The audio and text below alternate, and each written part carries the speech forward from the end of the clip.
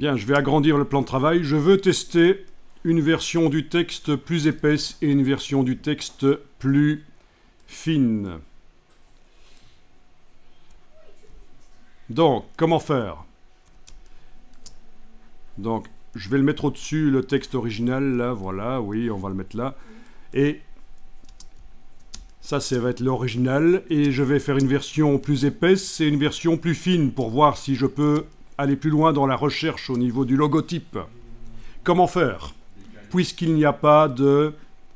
Je vous rappelle, il n'y a pas de variante. Décalé quoi?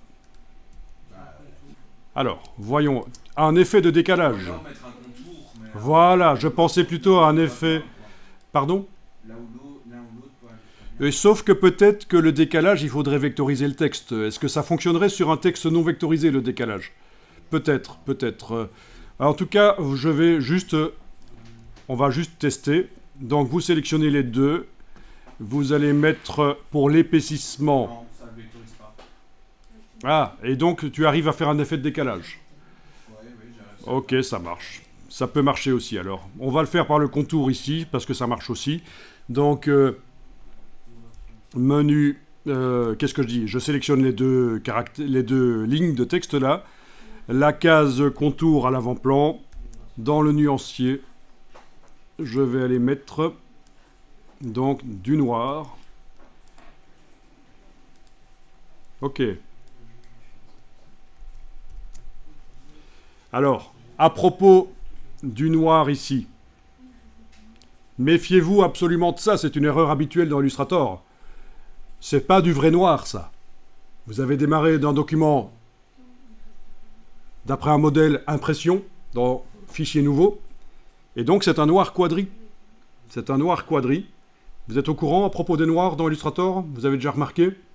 Si vous superposez ce noir quadri à un noir qui vient d'une image RVB et que vous apportez une image avec du vrai noir 0%, ça va poser problème. Donc, je vais garder cette question-là sur le côté pour ceux qui ne connaîtraient pas.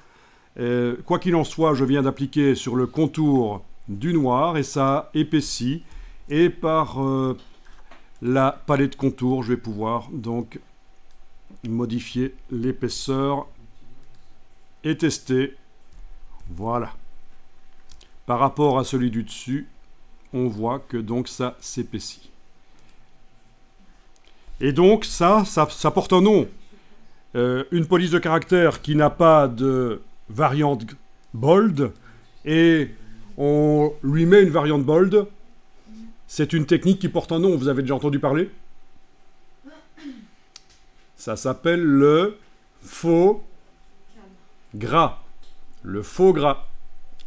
Donc quand on vous dit de faire du faux gras sur une police, vous pouvez glousser et ça fera rire tout le monde, mais vous pouvez aussi le faire et voilà. Alors peut-être que là, du coup, pour le mot montagne, il faut que j'aille peut-être gérer un peu les espacements, parce que vu que c'est plus épais, voilà. Ça pourra être remodifié après quand elle sera vectorisée. Parce qu'on va, à un certain moment, la vectoriser, cette police. Je veux dire, les raccords, là, bizarres. Oui, ça pourrait être réglé après. Donc, je vous laisse tester ça. Épaisseur. Finalement, je suis revenu à la même chose, moins 80 comme approche.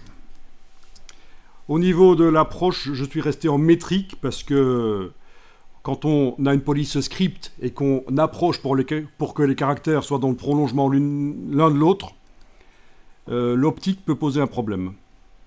Voilà. Donc là, c'est pas une erreur que j'ai oublié de passer en optique, c'est une exception justement.